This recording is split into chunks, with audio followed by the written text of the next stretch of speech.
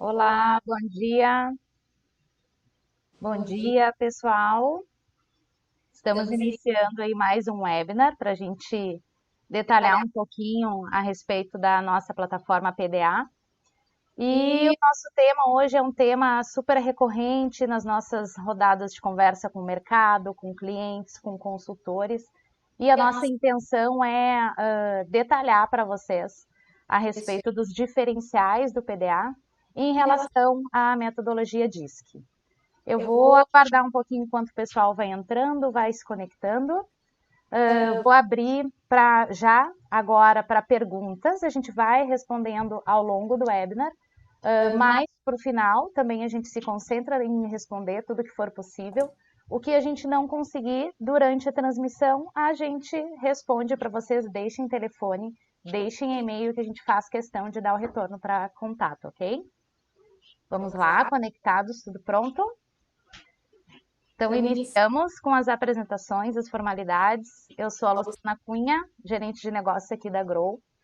E hoje é um convidado muito especial que vai nos acompanhar, que é o Vladimir Martins. O Vladimir, ele é sócio-diretor da Ops Human e também, atualmente, até a gestão 2021, ele preside a BRH aí da Bahia. Então, Vladimir, bom dia. Olá, bom dia, pessoal. Prazer enorme estar aqui nesse webinar hoje, principalmente fazendo aí esse intercâmbio tecnológico, né, entre a Bahia e o pessoal aí do Rio Grande do Sul. Tenho certeza que vai ser um momento extremamente esclarecedor. Nós estamos aqui justamente para tirar várias dúvidas que as pessoas têm a respeito da ferramenta. E eu tenho certeza que o nosso webinar hoje vai ser fantástico e nós vamos bombar aí nas redes, porque tem muita pergunta, com certeza, a respeito da ferramenta. Prazer enorme estar aqui com vocês. A gente que agradece. Para complementar e nos auxiliar, nós temos aí a Fernanda, nossa especialista de produto e responsável pela área de sucesso do cliente aqui na Grow. Fernanda, bom dia. Bom dia a todos. Um prazer enorme estar aqui também. Tenho certeza que vai ser um momento muito rico. Acho que esse tema traz muitas dúvidas. A gente vê isso no dia a dia, no trabalho do dia a dia. Eu espero poder trazer algumas contribuições para a apresentação do Vladimir, nesses 40 minutos que a gente vai ter juntos. Que ótimo. Então, iniciadas as apresentações, para quem ainda não conhece a Grow, a gente apresenta, para quem já conhece, a gente reforça. Nós distribuímos aí no território nacional tecnologias voltadas para mensuração, avaliação e desenvolvimento de soft skill, né? Então, esse é o nosso tema, através de 3 ferramentas. Nós temos questionário de resiliência, que faz avaliação aí de componentes de resiliência, dilemas de gestão, que é voltado para avaliação de julgamento gerencial de lideranças, e o nosso tema do webinar hoje, análise e desenvolvimento de perfil comportamental, gestão comportamental com o PDA. Então, vamos iniciar.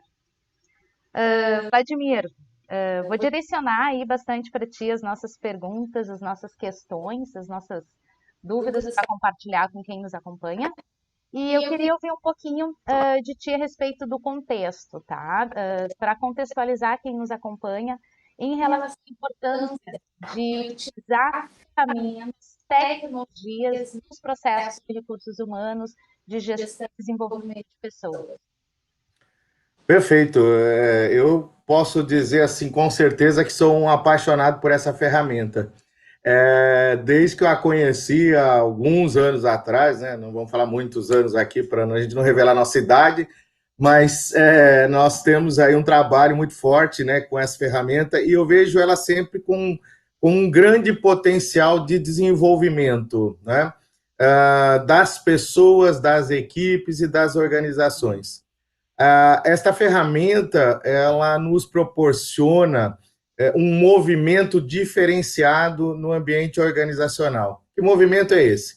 A grande dificuldade hoje que nós temos dentro de um trabalho de gestão de pessoas é encontrar a pessoa certa para a posição certa, né? Essa é a grande dificuldade. A gente faz, às vezes, investimentos altíssimos aí nas pessoas, mas na posição errada. E eu sempre gosto de dizer o seguinte, né? Não existe pessoa errada, existe a pessoa certa na posição errada, né? E essa ferramenta nos ajuda muito nesse mapeamento, nessa construção. E eu acho que ela tem duas grandes vertentes, né? Uma do autoconhecimento, que a gente vai falar mais à frente, que é importantíssimo com ela também, e no desenvolvimento do trabalho de uma liderança, né? A liderança que trabalha com uma ferramenta como o PDA, por exemplo, na linha de frente, ele tem grande mobilidade no que diz respeito a essa movimentação que a gente faz dentro de um quadro de pessoas. Então, eu vejo como uma ferramenta que tem grande potencial de resultados, e resultados ligados às pessoas. Perfeito. Pegando esse gancho de resultado, pessoas, indicadores, a gente ainda encontra aí um pouco do paradigma dos RHs, desse receio de uma aplicação de tecnologia, de ferramenta e da humanização da área de RH, desse contato que a gente tem com pessoas. Qual o benefício que os RHs terão em utilizar tecnologia e ferramentas propriamente? Pois é, né? A gente vê os RHs falando muito exatamente sobre isso, né? E aí, ao mesmo tempo, aquela resistência de utilizar uma ferramenta mais tecnológica. Vamos pensar no contexto que nós temos hoje atual, né? Como fazer essa gestão melhorada aí dos recursos humanos? Quando a gente faz não utilizando uma ferramenta, isso se torna custoso, desgastante, um consumo de energia muito grande. Então, quando eu vejo uma ferramenta tecnológica entrando aí na gestão, eu sempre vejo esse ganho. Ganho onde? Na questão da energia que se consome dentro do que é gerir pessoas e, principalmente, facilitando os caminhos. O melhor dos mundos é eu ter uma ferramenta na minha mão que me diz o seguinte: olha, esta pessoa é indicada para esta posição, esta pessoa não é indicada para essa posição. Isso me faz fazer uma gestão muito mais adequada dos recursos humanos. Então, facilita a vida.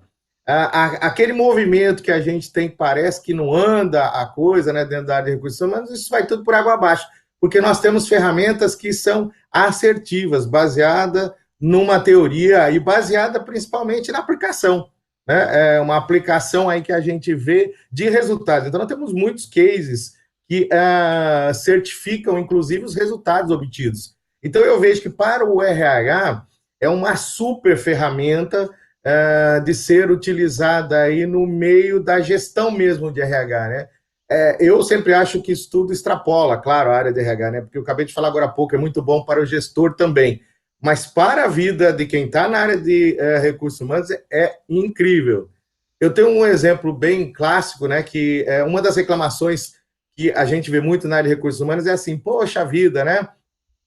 O RH vai lá e faz todo um trabalho de seleção e depois o líder escolhe aquele que ele quer, e o RH fica lá a ver navios nas indicações que fez, porque no final das contas fica na decisão do líder. Só que aí, quando não dá certo, o líder fala o quê? Pô, o RH que contratou mal, não é? Então, quando a gente tem uma ferramenta dessa por trás, a gente tem o envolvimento também do líder junto com as pessoas de RH. Então, acaba essa muletazinha aí que você tem, dizer o seguinte: a culpa é do RH. Não, não é do RH, né? Aqui nós estamos avaliando qual é a pessoa certa para a posição certa. Então, eu vejo assim como uma ferramenta que tem um potencial gigantesco para os recursos humanos. E vejo cada vez mais as pessoas resistindo menos, porque nós vamos precisar dessas ferramentas para nos ajudar no dia a dia.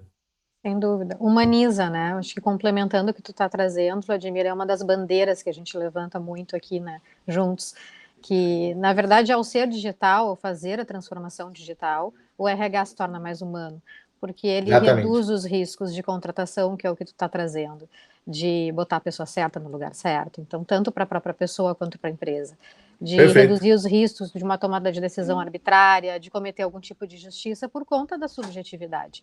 Né? As pessoas que estão à frente dos RHs e fazendo essas análises são seres humanos, são seres emocionais, e que acabam muitas vezes cometendo erros, não intencionalmente, né, mas cometendo erros em tomadas de decisões que levam em conta a vida de outras pessoas. Então a tecnologia acaba ajudando o RH a ter mais assertividade, a trazer mais individualidade e a rotular menos as pessoas. Então, Perfeito. sem dúvida, vai um pouco de encontro ao que a gente encontra no mercado, porque geralmente os RHs ficam com um pouco de receio de usar a tecnologia com medo desse distanciamento, e a gente entende que ele aproxima e que ele humaniza. Eu concordo plenamente aí com o que você trouxe também, e eu queria fazer mais um adendo, né? Às vezes as pessoas têm muito medo, porque o RH sempre trabalhou com instrumentos de avaliação, né? Então fica aquela coisa da avaliação, é mais uma ferramenta de avaliação. Não, nós estamos falando agora de uma ferramenta de análise de perfil comportamental, né? Então nós vamos fazer uma análise baseada numa teoria e vamos fazer uma construção sobre essa análise. Seria meio que um diagnóstico que a gente faz, né, para achar quem é a pessoa certa para a posição certa. Sem dúvida. Além de ser uma excelente ferramenta de analytics, né, que é essa Com certeza. A tendência do RH, de ter um analytics de soft skills, e tendo em vista que as hard skills estão cada vez mais obsoletas, um curso que a gente fez há 6 meses atrás, a gente não usa mais. Então, é a grande oportunidade do RH estar se tornando mais estratégico através de analytics, de dados para gestão de pessoas, de forma humanizada, se bem utilizado. Perfeito. Ótimo.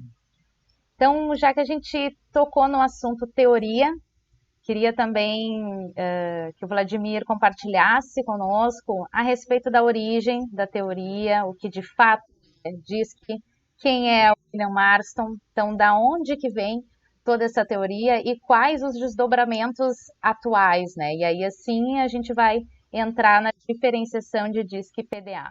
Fala um pouquinho da metodologia para nós. Perfeito. Adoro a história de William Otto Marston.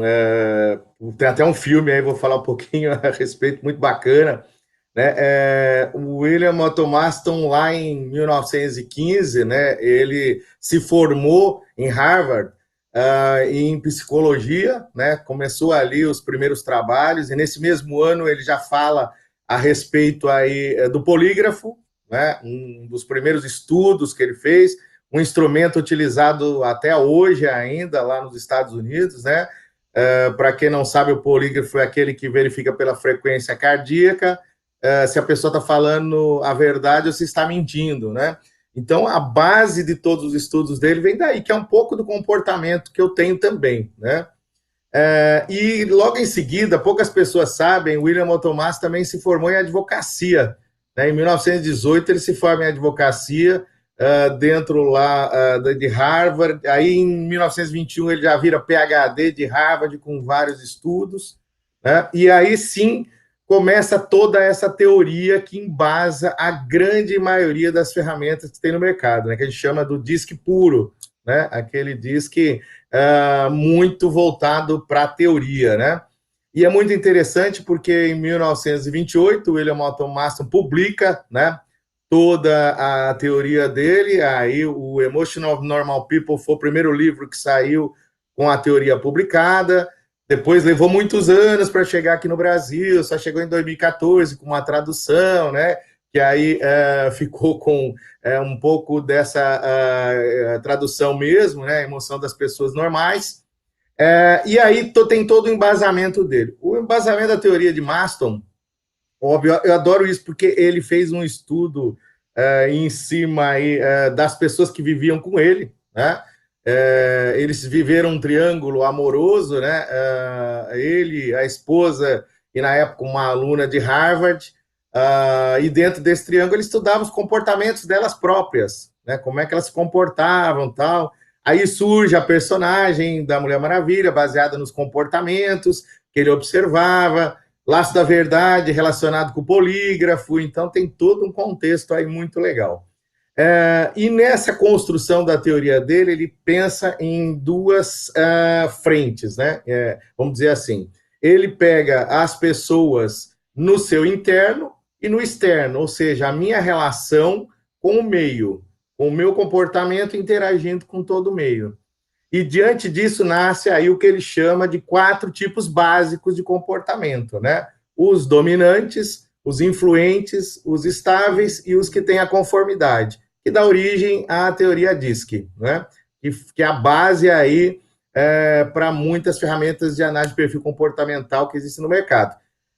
Desde que nasceu, né, essa ferramenta, e lá no filme é muito bacana isso, porque conta isso também, né, a teoria, ele mostrando, tentando convencer as pessoas de que isso funcionava, né, aquele sacrifício enorme. Imagine, em 1928 falando de comportamento, né?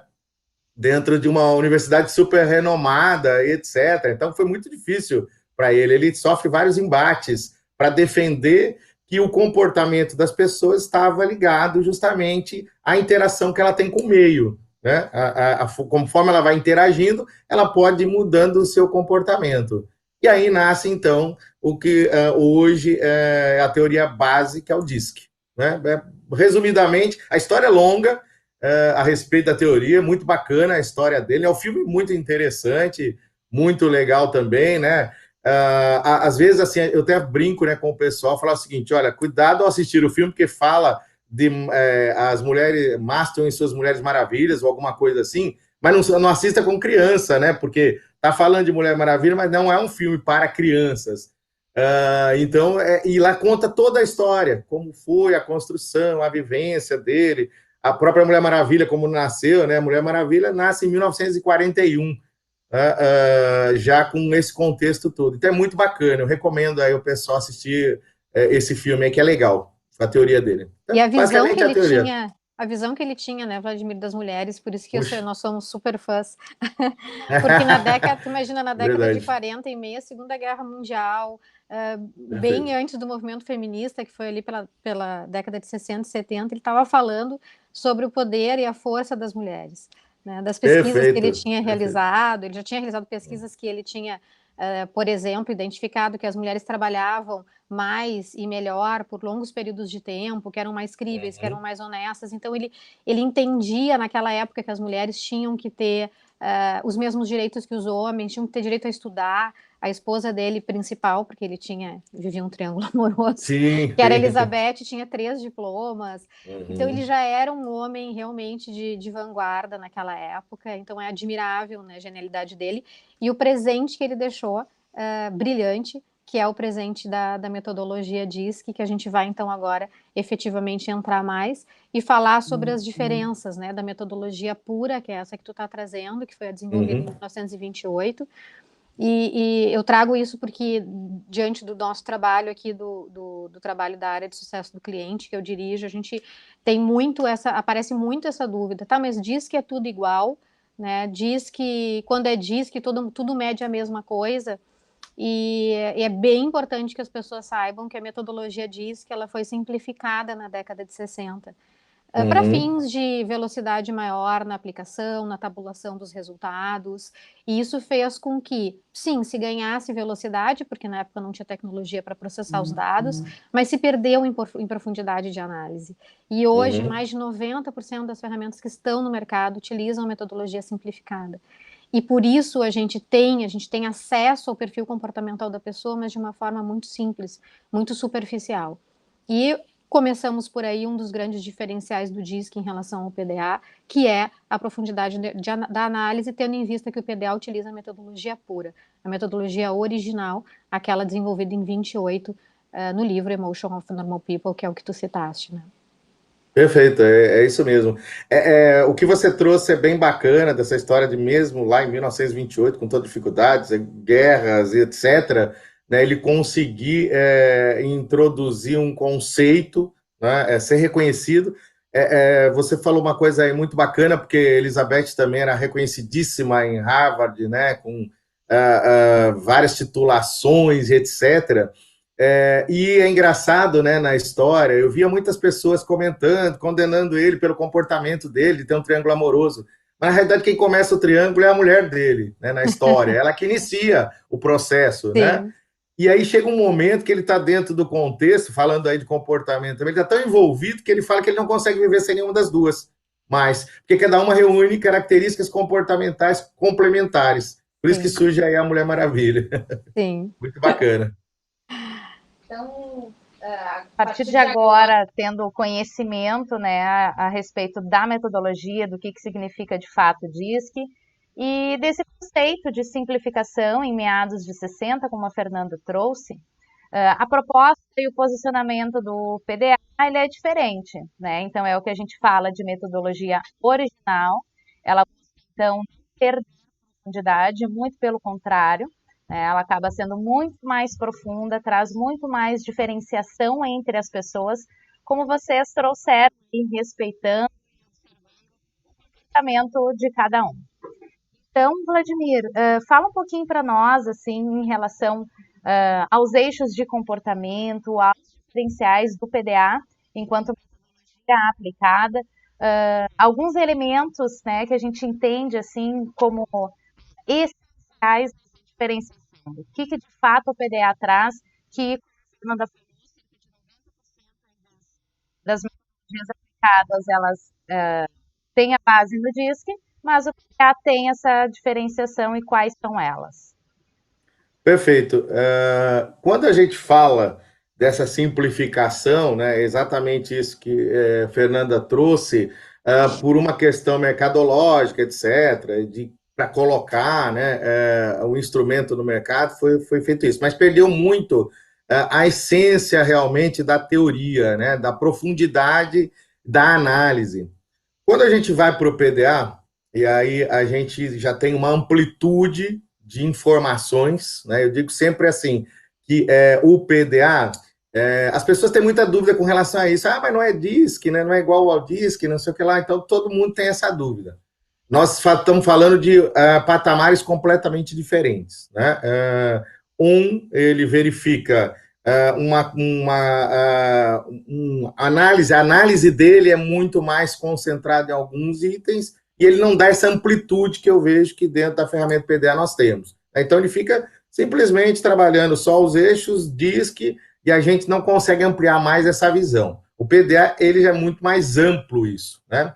Quando a gente fala de cada um dos eixos principais, né, que no PDA a gente vai falar aí do eixo do risco, da extroversão e da paciência da norma, nós estamos falando lá desses 4 comportamentos base. Mas aí nós temos uma série de outros itens que se interrelacionam, né? Vamos apresentar a primeira diferença, quando a gente fala do eixo do autocontrole, né? O eixo do autocontrole, ele traz uma amplitude já de perfis diferenciados em cada um dos eixos principais. A exemplo se eu tenho uma pessoa de risco alto com razão e outra com emoção, apesar delas terem o mesmo risco, né, elas vão agir completamente diferentes. Então, eu já começo a dar amplitude para análise, né? Ou seja, ampliar a visão que eu tenho daquela pessoa. Esse é um dos grandes diferenciais, um deles só, né? Lá na metodologia DISC a gente vê isso de uma forma muito simplista, eu vejo, acho que falta essa ampliação aí da visão do comportamento, né? Quando a gente faz as interações, e se a gente fizer uma correlação, né, nós estamos falando de risco com dominância, estamos falando lá da influência com a extroversão, né, e a paciência aí com a estabilidade, a conformidade com normas, né? Então, fazendo essa correlação direta. Agora, quando eu me aprofundo, o PDA ele é muito mais amplo. Eu sempre digo o seguinte, né, que quando a gente tinha só o DISC lá mais básico, a gente tinha ali uma radiografia da pessoa. Hoje, com o PDA, nós temos uma tomografia computadorizada, né? Porque ela é muito mais ampla, ela dá muito mais possibilidades, eu consigo ver nível de energia, eu consigo ver o estado motivacional, de estresse da pessoa, a tomada de decisão. Então, eu começo a ampliar a minha visão para ser mais assertivo ainda nessa questão que a gente falou do início, da pessoa certa na posição certa.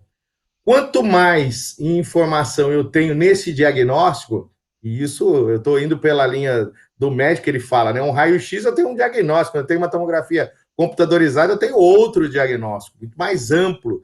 Então eu vejo assim, o DISC eu estou lá fazendo um diagnóstico pequeno ali, vendo uma coisa muito mais pontual. Quando eu vou para o PDA, eu vejo um diagnóstico gigante. Aí sim, eu tenho elementos para uma tomada de decisão, de colocar a pessoa na posição A, B, ou C ou D, é muito mais assertiva. E trazendo um pouquinho do que a gente falou lá no começo, a questão dos custos envolvidos, né? Eu vou ter muito menos esse custo envolvido, a substituição, a troca, etc. Porque ele vai me dar amplitude de análise, né? dentro aí de todas as bases que a gente tem para o PDA, tá? Então, assim, numa linha mais direta, e a gente vai entrar no detalhe agora, seria isso, né? Eu vejo dois mundos completamente diferentes, né? Um com o PDA e outro com o DISC. Nós estamos num outro patamar agora, falando de um detalhamento muito maior, de uma base muito mais ampla de análise e mais assertiva. Né? Isso é importante dizer também. A gente aumenta a assertividade. Se for pegar o histórico da ferramenta DISC, né? Ela vai se desdobrando aí, a gente vai aumentando a assertividade. Hoje, PDA, em relação ao que eu vejo no mercado, é o que tem maior nível de assertividade aí em termos do comportamento. Perfeito. A gente tem aqui, Luciana, estou monitorando as perguntas que estão vindo pela web, são muitas, e tem uma pergunta recorrente que foi iniciada pela Andrea Sain, não sei se falei teu sobrenome certo, Andrea, mas só para deixar claro, ela pergunta qual a diferença entre o DISC e o PDA, são instrumentos diferentes? Então, aproveitando que o Vladimir acabou de falar e reforçando, a metodologia DISC, desenvolvida então por Marston, ela não foi patenteada, ela é patrimônio da humanidade. Então, por isso que todas as ferramentas, os softwares que se prestam a medir perfil comportamental, pegam emprestada essa metodologia, utilizam essa metodologia. A grande diferença é justamente os produtos que utilizam a metodologia pura, a original, que nos dá acesso a todos esses indicadores e diferenciais que o Vladimir começou a citar, e a metodologia simplificada, que nos traz uma análise mais sucinta e mais superficial, que geralmente são aqueles produtos que deixaram uma marca no mercado de rotular as pessoas, porque são produtos que geram, por exemplo, 16 tipos de perfis, 50 tipos de perfis. Vocês imaginem uma organização com 5.000 pessoas. Eu tenho relatórios iguais para cima e para baixo. Eu perco muito em individualidade. Então, quando a gente fala da metodologia pura, a gente fala da possibilidade de gerar de milhões de combinações gráficas e de ter todos esses indicadores de interpretação profunda que a gente começou a tratar agora. Então, a metodologia é a mesma, porém, uma é mais aprofundada e outra é superficial. Mas ambos os produtos trabalham com a metodologia DISC. Perfeito, é isso mesmo. A Andrea Sainha daqui, da Bahia, conheço ela aí. Ah, é? Mandar um beijo para ela que está aí com a gente hoje. É justamente isso, se eu fosse complementar, uma visão muito mais básica, eu diria, né? E o outro é uma visão muito mais ampla, porque ele tem vários elementos aí que complementam a análise. É isso mesmo. Ótimo.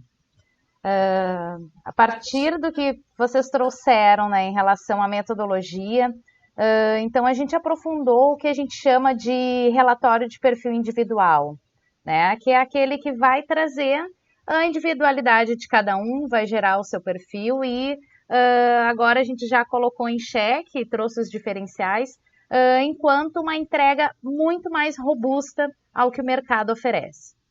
A partir vai para os desdobramentos de gestão, né? Então, assim, além da promoção do autoconhecimento, seja para quem recebe essa promoção, seja para o RH, seja para a liderança que tem contato com o perfil, a gente tem também outros 7 relatórios deles, mas a gente já entra na diferenciação enquanto produto, né? Não só leitura de perfil, mas a gente entra na pauta de tipo analítica, o quanto a gente entra em pauta de gestão comportamental, medição, competência, subsídio para treinamento, leitura de equipes. Então, há esses diferenciais dentro da plataforma, o que tem para trazer aí de experiência de utilização de nós. Puxa, aí a gente então abre um leque ainda maior, né, de possibilidades. Os relatórios complementares aí que a gente tem são fantásticos, são fantásticos. Eu vou falar de 2 aqui em especial, mas são vários, como foi dito aí, né? E como eles podem ajudar a gente nessa gestão de equipes de alta performance, etc. Tem um relatório que é o líder versus liderado, né? Que eu sou apaixonado por esse relatório.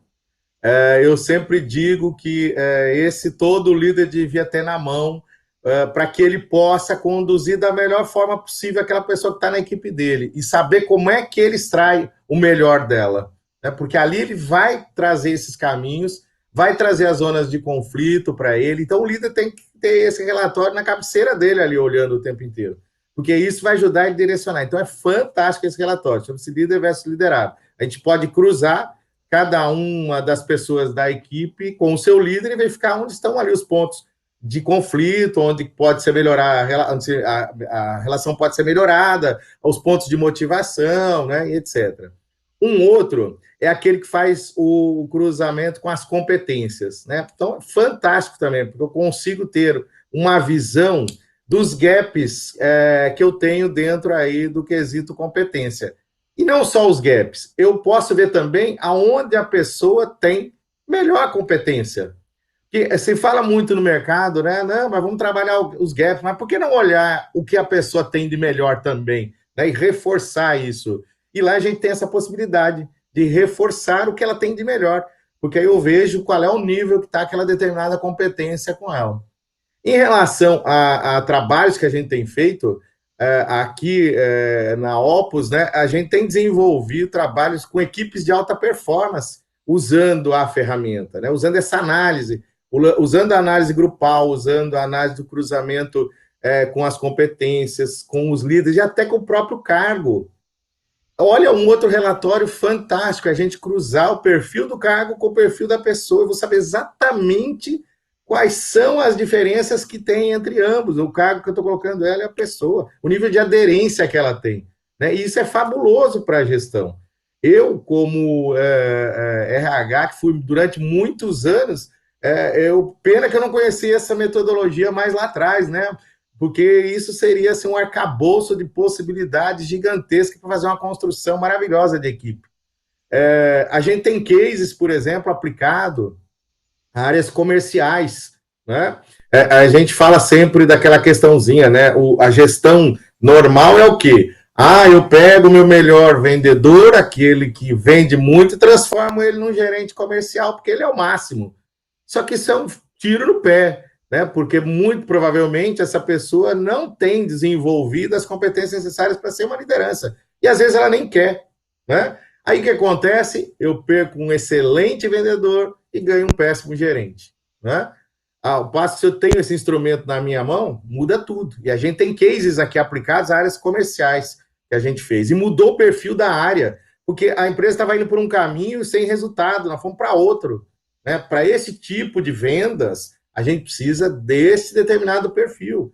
E quando se trocou as pessoas, baseado nos relatórios que a gente fez, analíticos aí, esses relatórios que a gente tem, opcionais, a gente faz uma outra gestão, uma gestão mais adequada ao negócio da organização, né?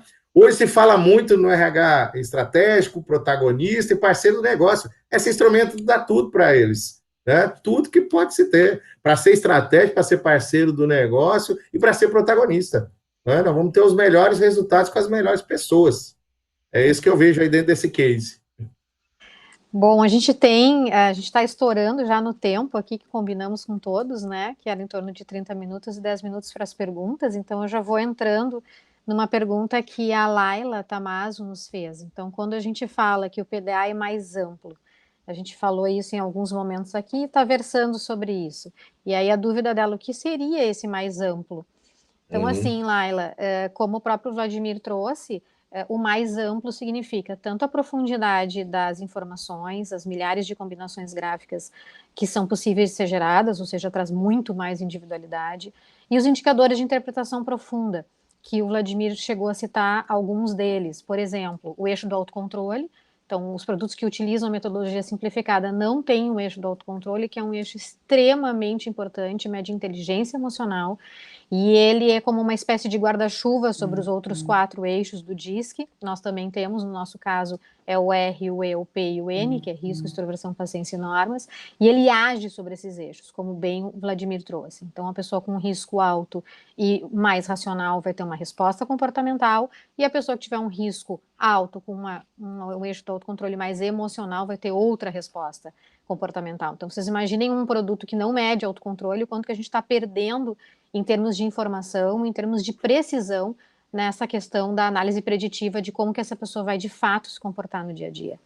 A gente tem indicadores de flexibilidade e rigidez, a gente consegue saber e prever se uma pessoa, por exemplo, vai aderir melhor a um programa de desenvolvimento, se ela vai conseguir desenvolver as competências necessárias que estão sendo propostas para ela.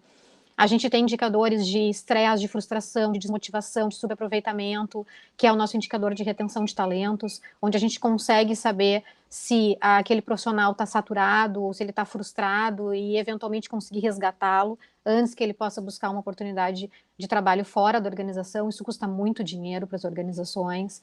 A gente tem indicadores de estilo de tomada de decisão, se a pessoa é mais cautelosa ou mais arriscada, e isso acaba nos trazendo informação de onde alocar ela melhor, que é onde a gente ganha, né, em redução de turnover, em aumento da performance dessas pessoas. E a gente tem um indicador também muito importante que nos traz a confiabilidade na análise, que é o indicador de consistência. O indicador de consistência, ele não permite que sejam gerados relatórios que sofreram algum tipo de manipulação. Então, a gente nunca vai trabalhar com informações que não sejam fidedignas, que não sejam confiáveis, e a maioria dos produtos, para não dizer todos, né, para não generalizar, mas a maioria dos produtos não tem isso. Então, a pessoa respondeu a análise, ela recebe a análise, e, bem, se não fizer sentido para ela, ou não fizer sentido para o analista que está fazendo, então, o projeto, paciência. No PDA, não. No PDA, a gente tem uma escala de fidedignidade que vai nos dar, então, essa credibilidade, né, essa confiabilidade na análise.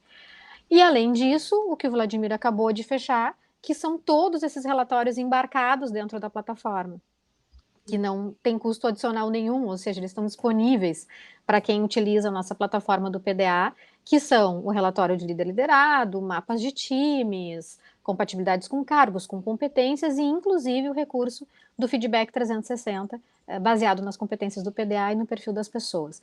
Então, assim, é muita coisa. Se tu quiseres, e as outras pessoas que também estão perguntando, saber mais e aprofundar mais sobre o que é esse mais amplo, a gente também está disponível para conversar mais profundamente em outro momento, mas fazendo um resumão para poder entregar talvez algo um pouco mais concreto para quem está com essa dúvida. Essa é a minha contribuição. Perfeito. Perfeito. Para a gente fazer um encerramento, assim, né? Eu acho que consolida muito bem as contribuições do Vladimir. Então, Vladimir, muito obrigada mais uma vez por estar aí no espaço aberto para trocar um pouquinho a respeito de aplicação do PDA. Fernanda, agradeço também a participação e manter o espaço para quem está acompanhando a nossa transmissão para mandar dúvidas, mandar o seu contato, e a gente vai respondendo de acordo com Vou só fazer uma fala rápida. Eu não falei no começo, eu gostaria de dizer que a Opus River é parceira da Grow, nós estamos aqui no Nordeste todo para ofertar aí, seja qualquer coisa relacionada a dúvidas sobre a ferramenta em si, como as outras todas que foi dita aí pela Luciana. Então, nós estamos aqui à disposição o tempo todo, nós e a equipe Opus que está no escritório agora, para atendê-los no que for necessário em relação aí à ferramenta. Nós temos vários clientes hoje que aqui já usam, com grande sucesso, inclusive para apresentar nossos cases aí de sucesso para vocês. Sem dúvida. A Opus é o nosso parceiro exclusivo, um parceiro muito especial que nós temos na Bahia, então realmente contem conosco, contem com a PDA, contem com a Grow. Todos nós fazemos parte do mesmo time para estar instrumentalizando vocês para tomar a melhor decisão do melhor produto que vocês vão estar utilizando para a gestão comportamental da empresa de vocês. Então, pessoal, para manter aí o contato conosco, o contato com a Grow, nos sigam nas redes sociais, Grow_GP, vocês nos encontram no Instagram, no LinkedIn, ele tem todas as informações. Nós vamos um telefone, um WhatsApp, promoção que a gente está lançando aí no fechamento do nosso webinar, tá? Então, assim, quem nos acompanha nas redes sociais, ou acompanha no site, acompanha a OPS, tem acesso ao nosso cronograma de certificações, a nossa formação como analista comportamental PDA. E a gente está lançando aí para os 30 primeiros que fizerem contato conosco nesse número de WhatsApp, 30% de desconto na inscrição para as próximas turmas de certificação. Do mais, nós encerramos a nossa transmissão e mais uma vez agradeço a participação de todos. Espero que tenham contribuído. Bom dia.